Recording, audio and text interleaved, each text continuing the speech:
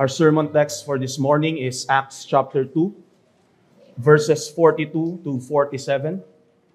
Acts chapter 2, verses 42 to 47. These are the words of God. And they devoted themselves to the apostles' teaching and the fellowship, to the breaking of bread and the prayers. And awe came upon every soul, and many wonders and signs were being done through the apostles. And all who believed were together and had all things in common.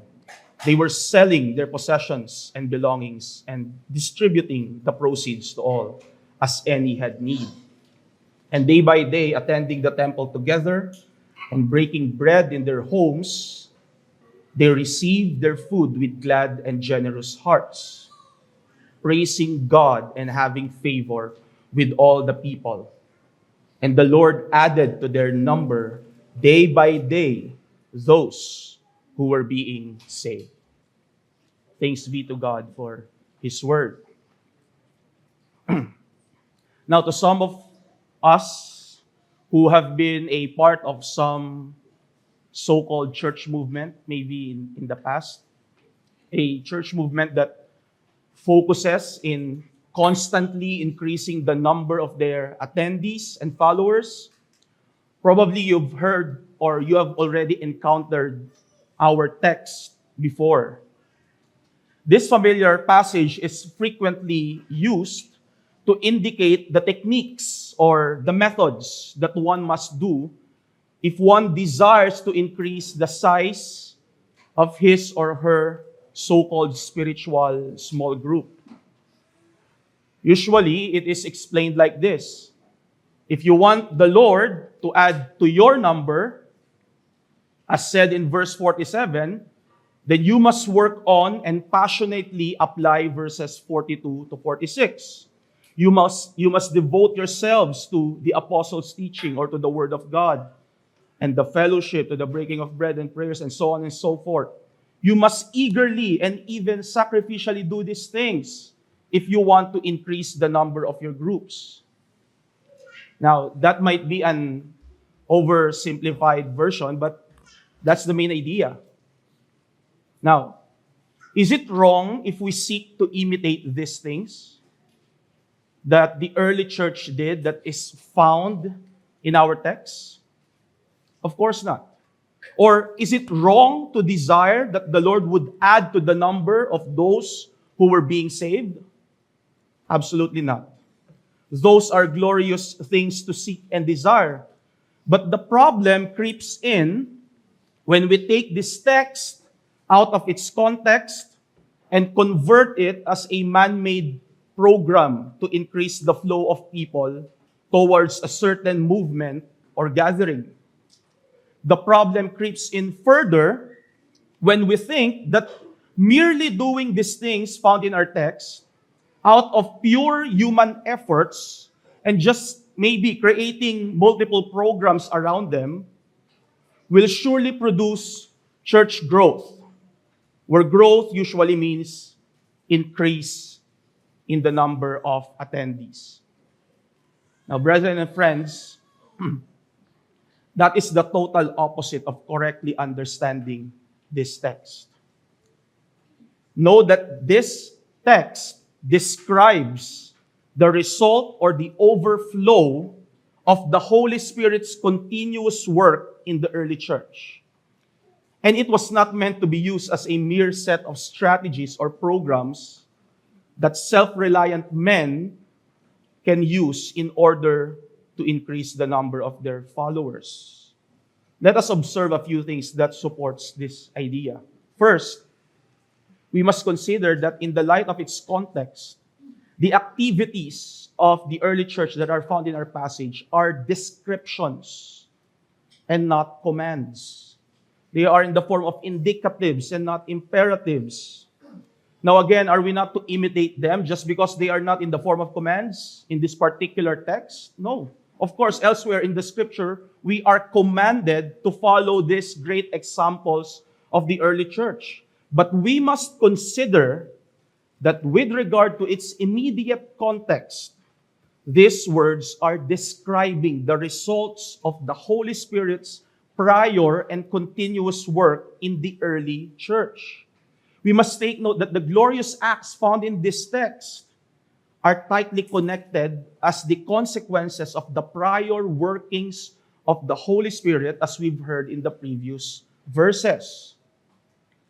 The Holy Spirit empowered the Apostle Peter to boldly preach the first sermon in the book of Acts.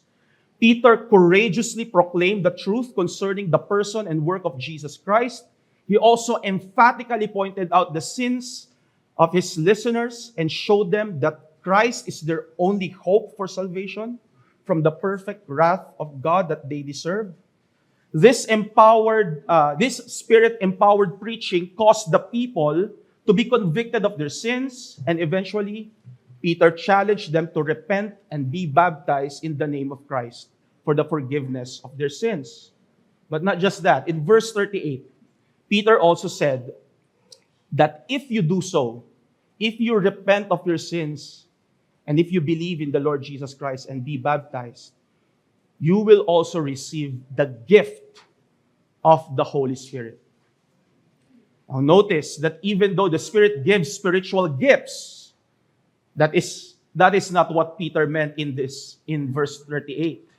He didn't say you will receive the gifts of the Holy Spirit. No, he said you will receive the gift. Singular.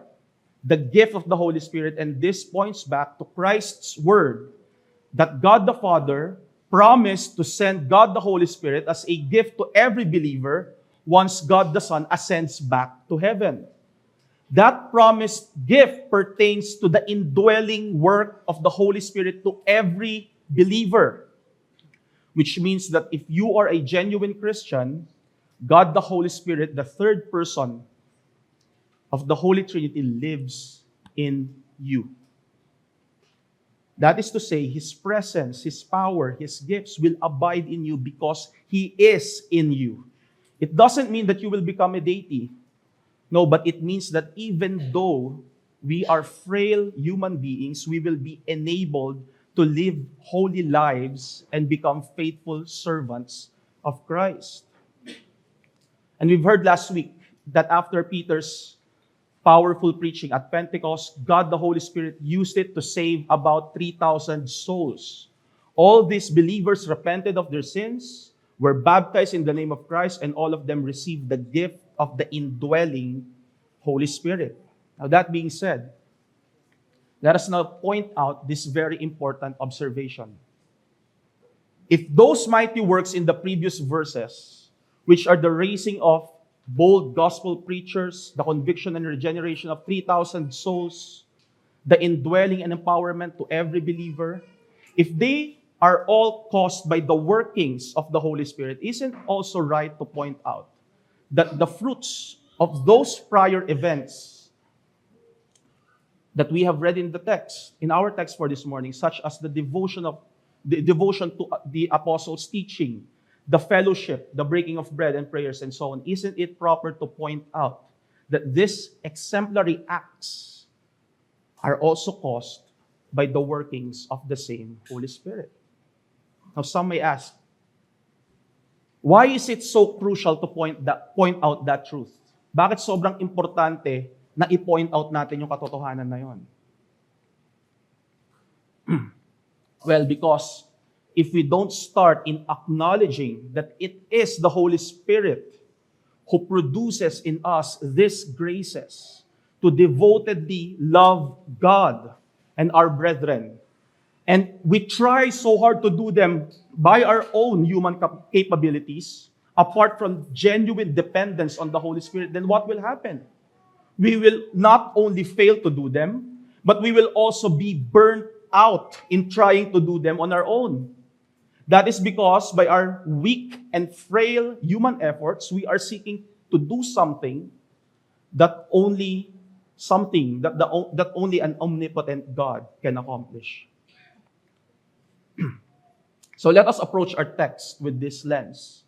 These glorious acts and examples of the early church, which can be summarized as devotion in loving God and His people, are the overflow of the Holy Spirit's continuous work in and through Christ's church.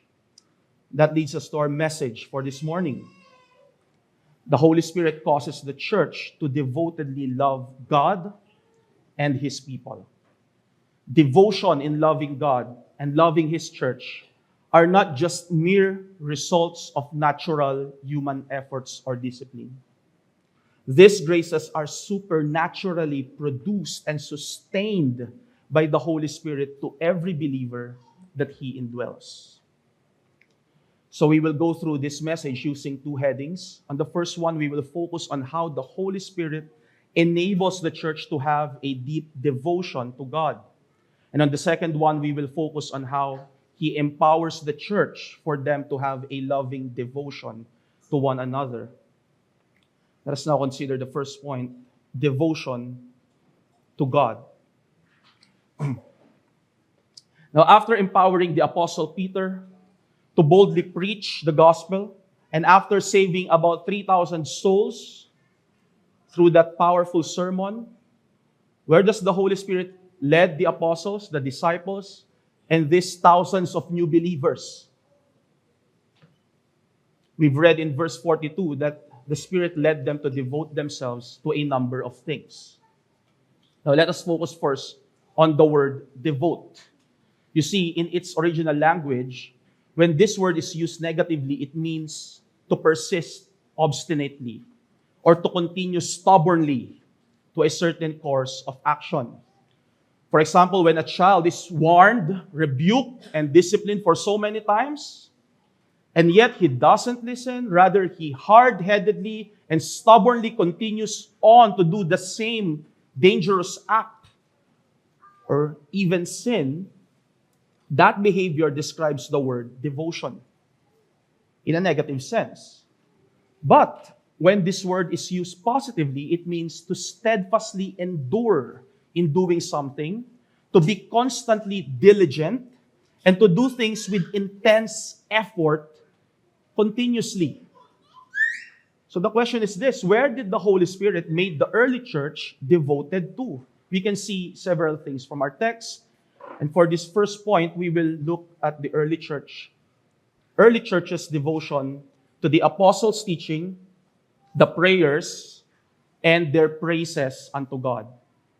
So first, they devoted themselves to the apostles' teaching.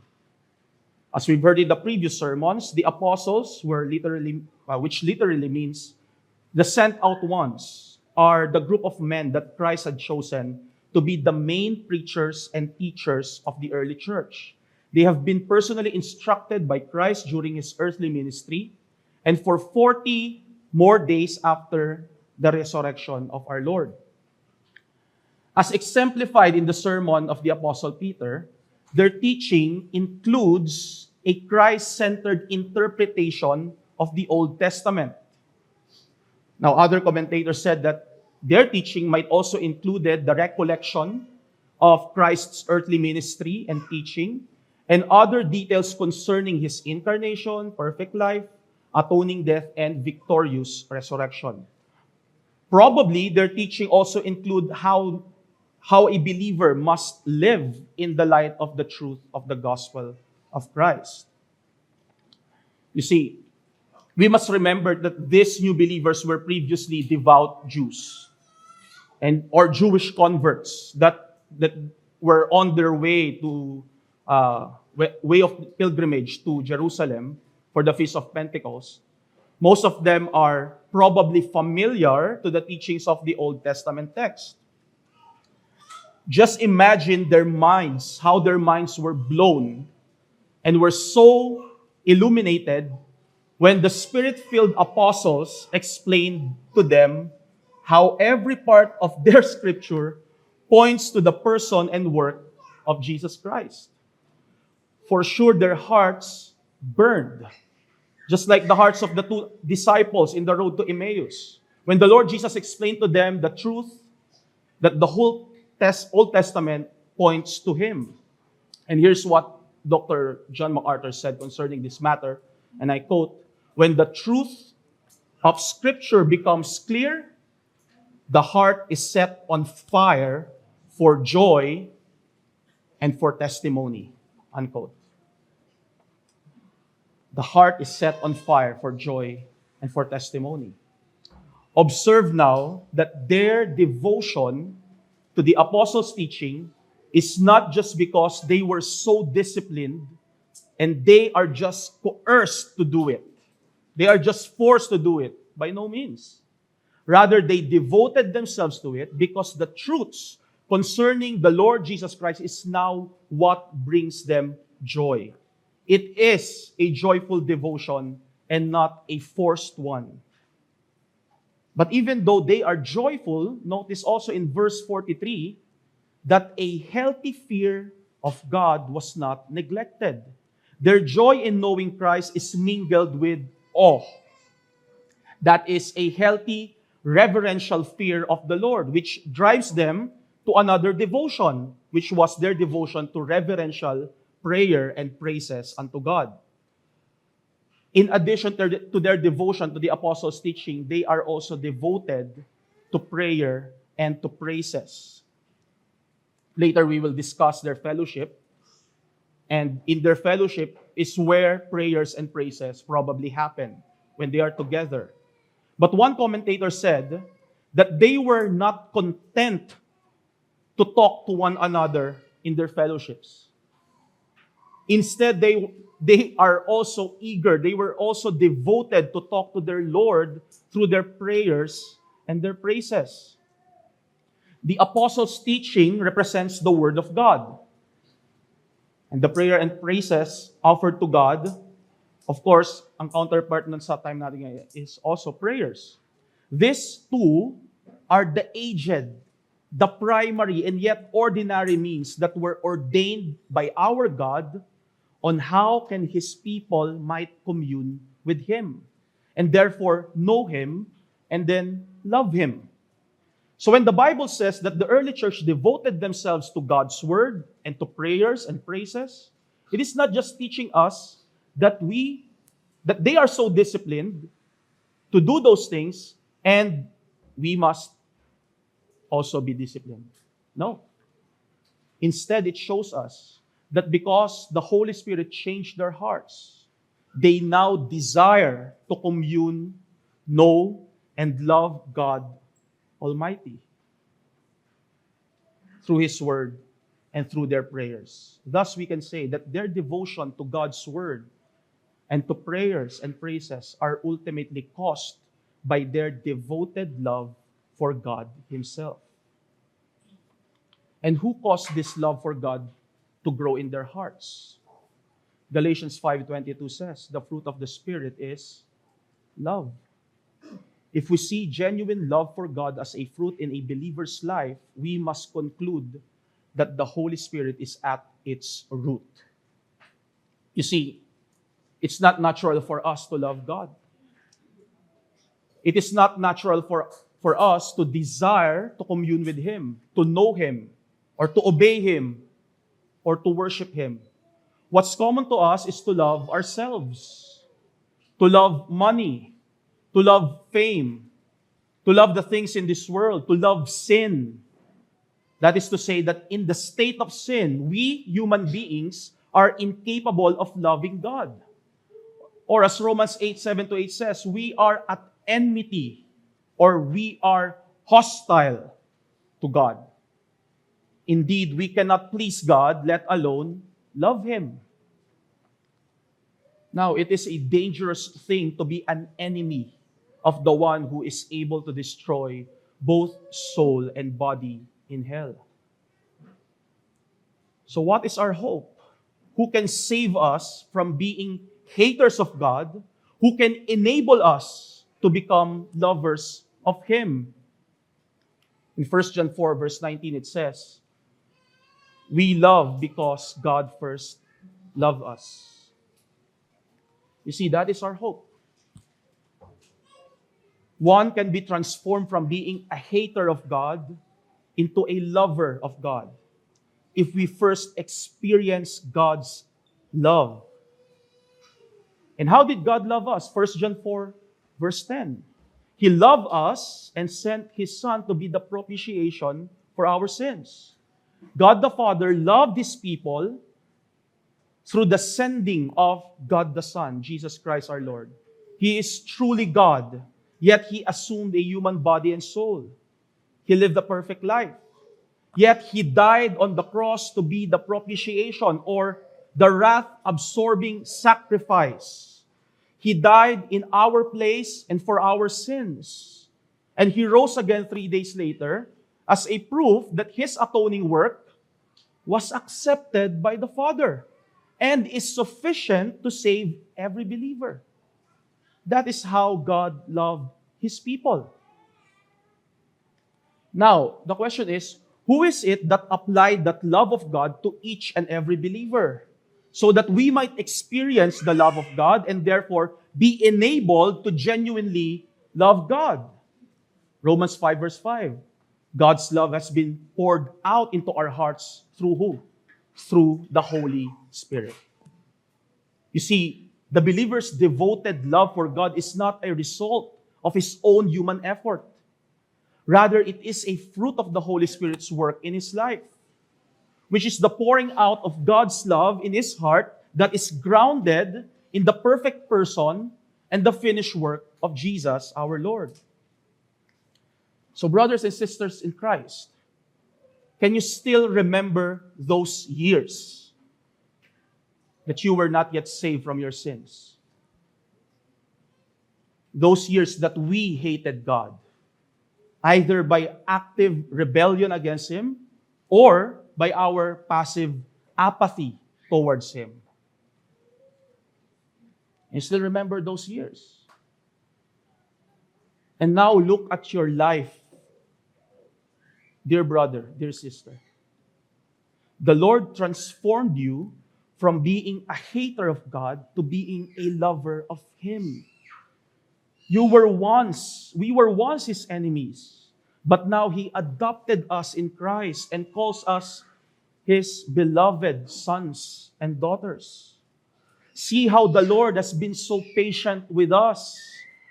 We don't deserve the least of His mercies because of our great sin. Our great sin against Him. And yet, our Lord flooded us with His mercy and grace and love through our Lord Jesus Christ by the power of the Holy Spirit. He continues to sanctify us, that our love and devotion to Him might continually grow. Praise God. And give thanks to Him, dear brother, dear sister, for His goodness and mercy in your life.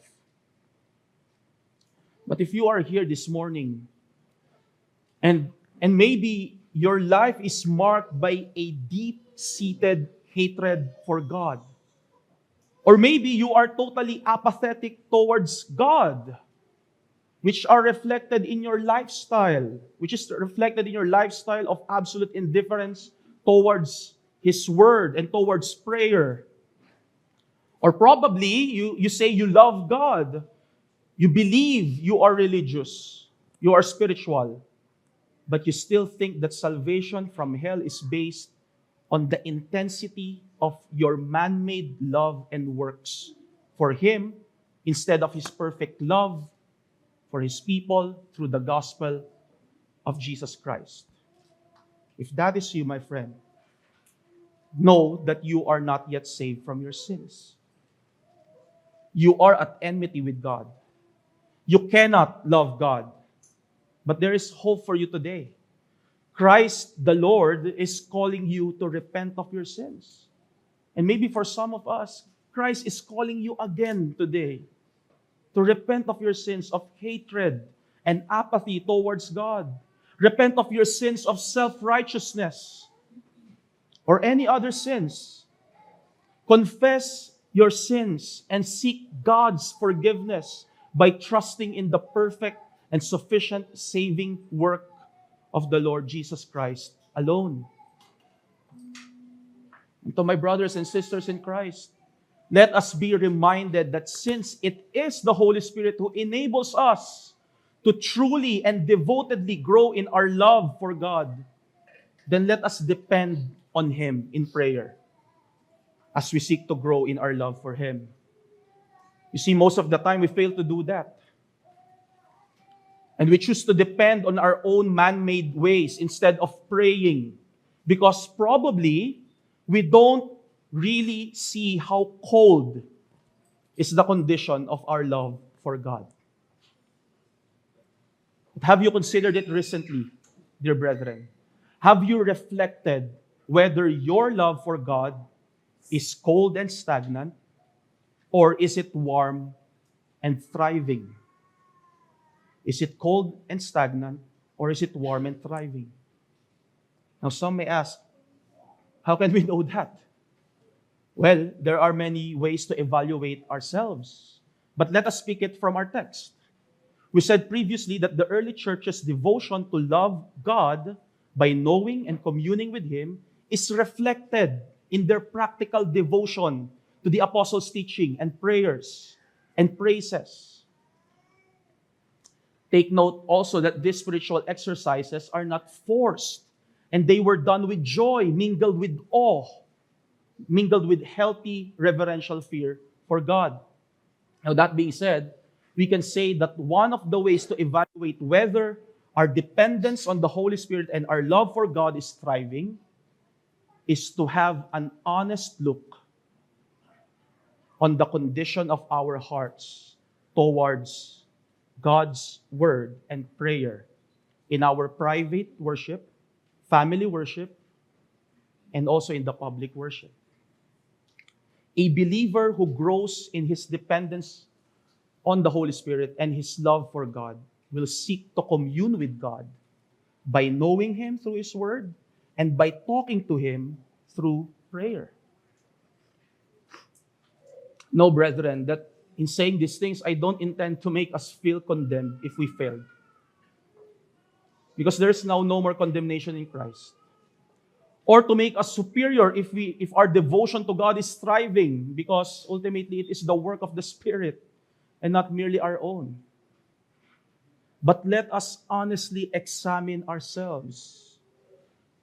Is our love for God growing through the help of the Holy Spirit? Do we really seek to know our God through His Word? And when we seek to know Him, do we settle in knowing Him just as another intellectual subject? Or do we seek to know Him personally, relationally, and experientially?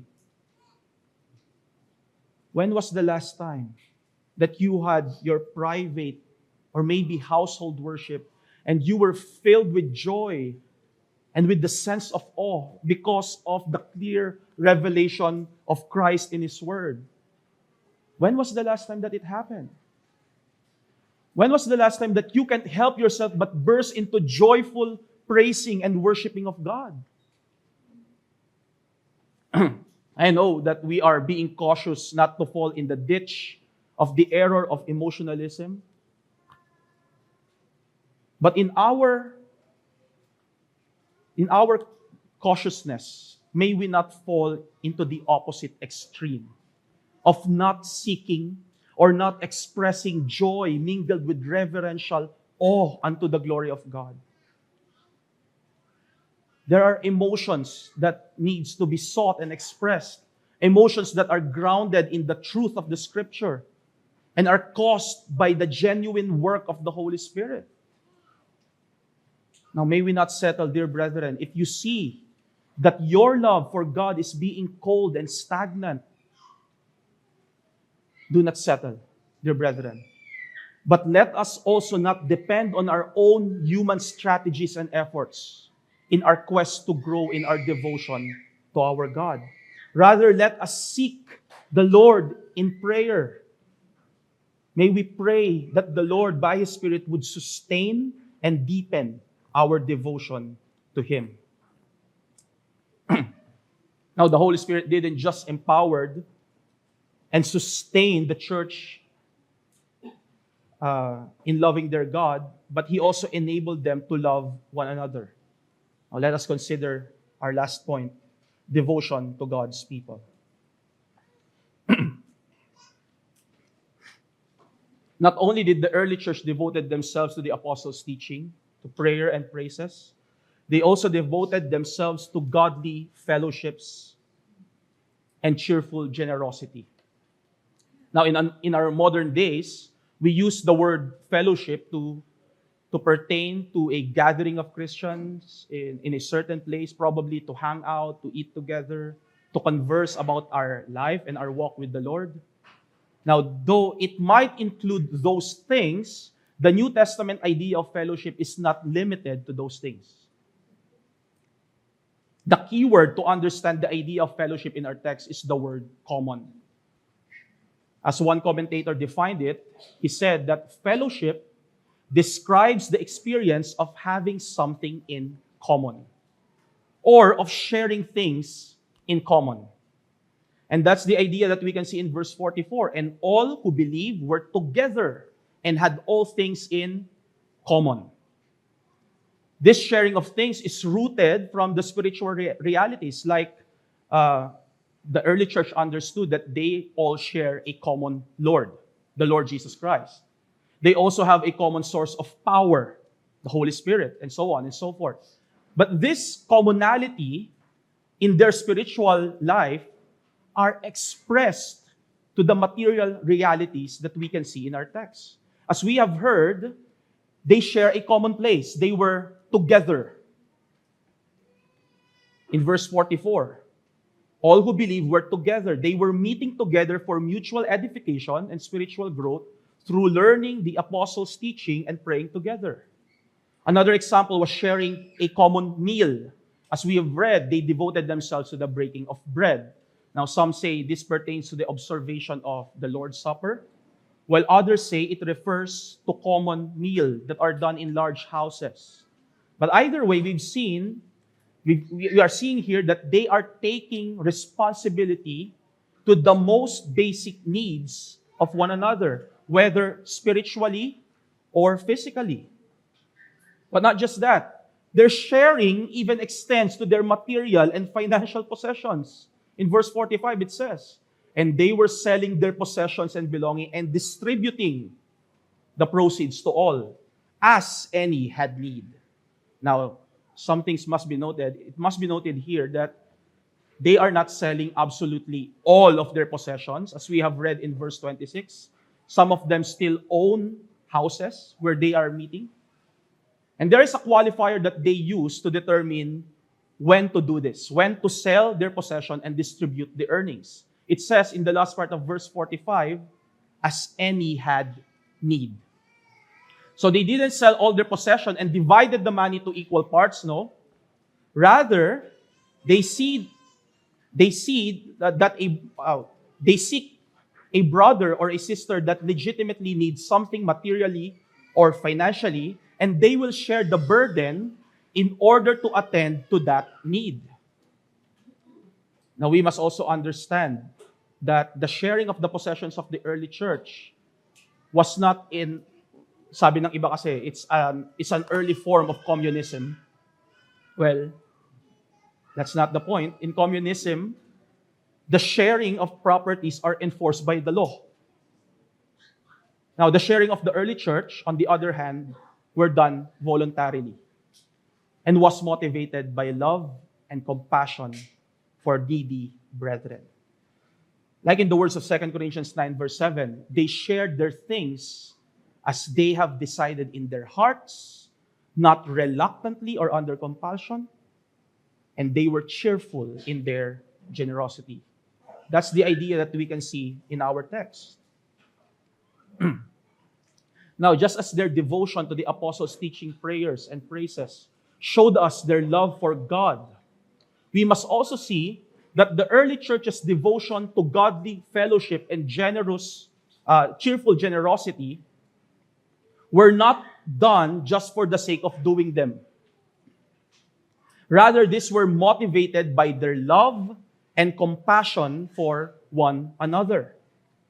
And just as we've seen earlier in the first point, who is it that causes the believers to have this kind of love and concern for one another?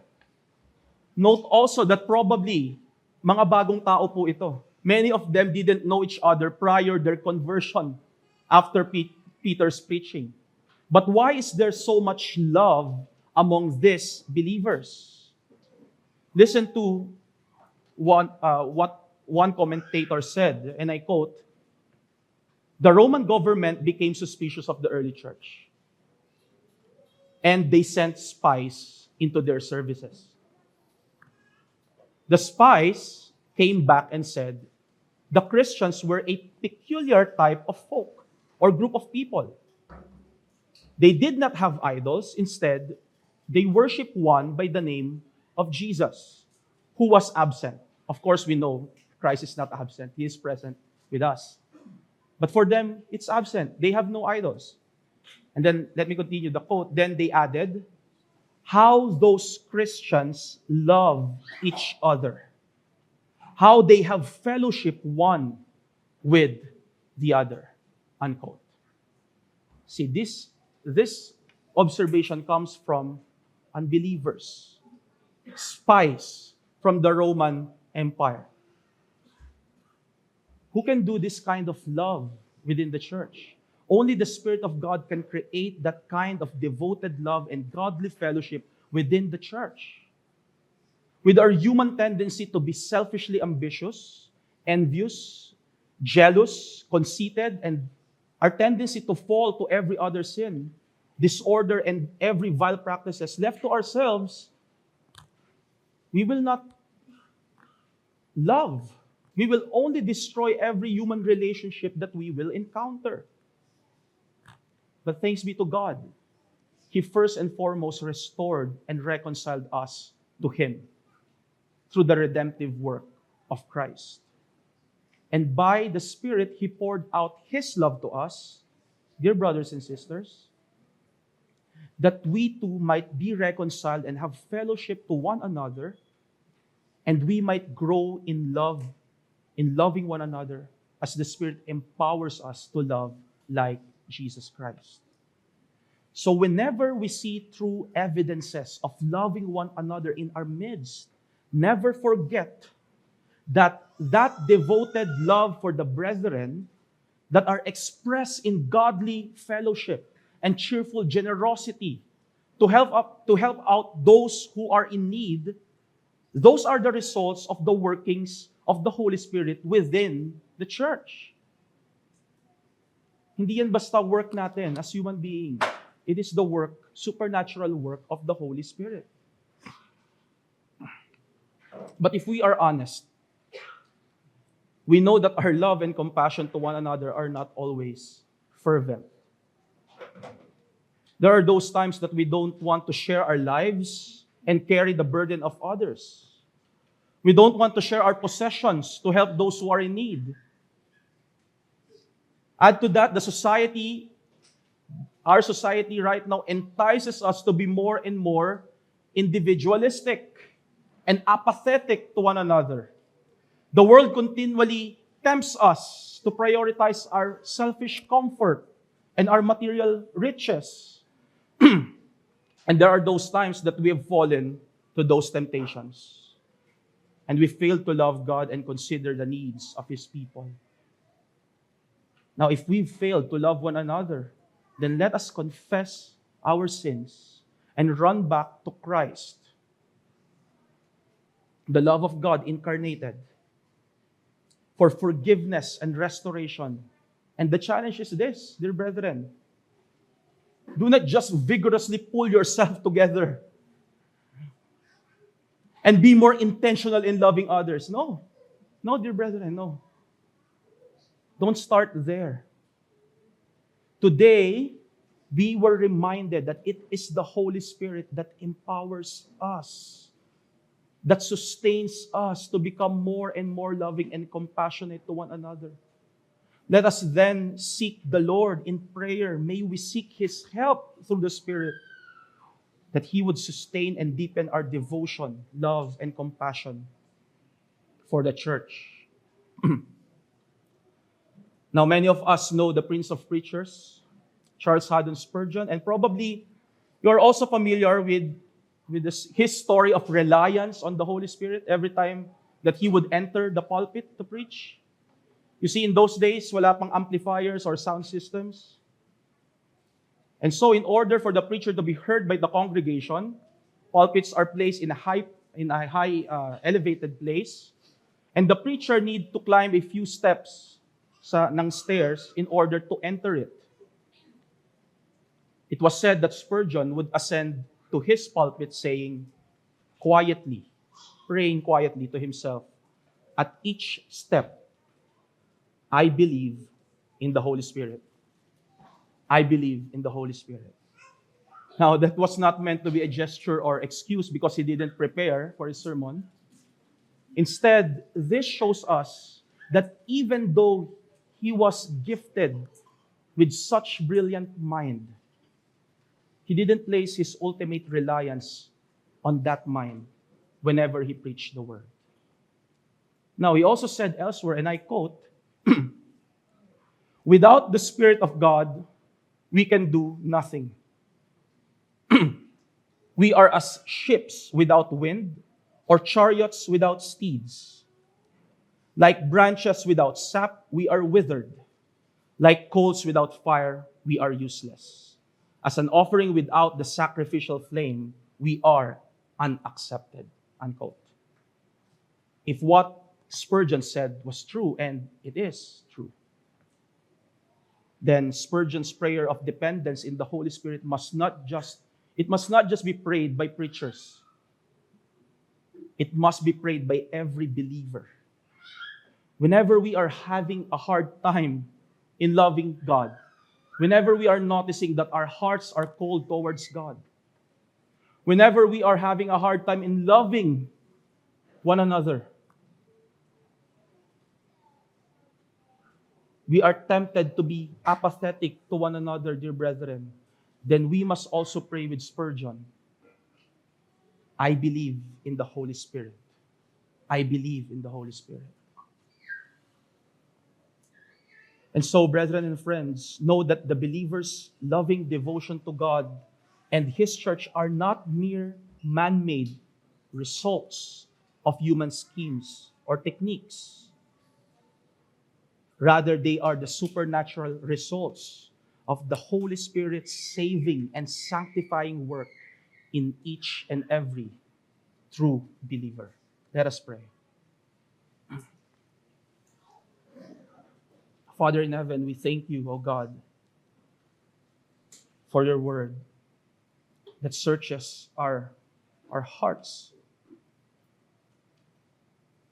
Lord, we ask, O God, that you would forgive us for our hearts have been cold towards you and probably towards one another. We failed to love, O Lord, and we will continue to fail. Lord, thank you for sending your Son. Thank you that there is hope in Christ. And thank you for sending also the Holy Spirit to help us grow in our love for you and for our love to one another. Lord, we pray for those who are here who are not yet saved. Lord, their lives are characterized by hatred or apathy towards you. Or maybe they think they love you, but they are self-righteous. So Lord, would you save them today, Lord God? Lord, let there be a true repentance, true faith, O God, that only you can produce in one's heart. And so we ask, O Lord, do something, O God, in our midst, where we can all say it's all your work, and it's not the work of men, and it's all your work, O God. We pray this in Jesus' name. Amen.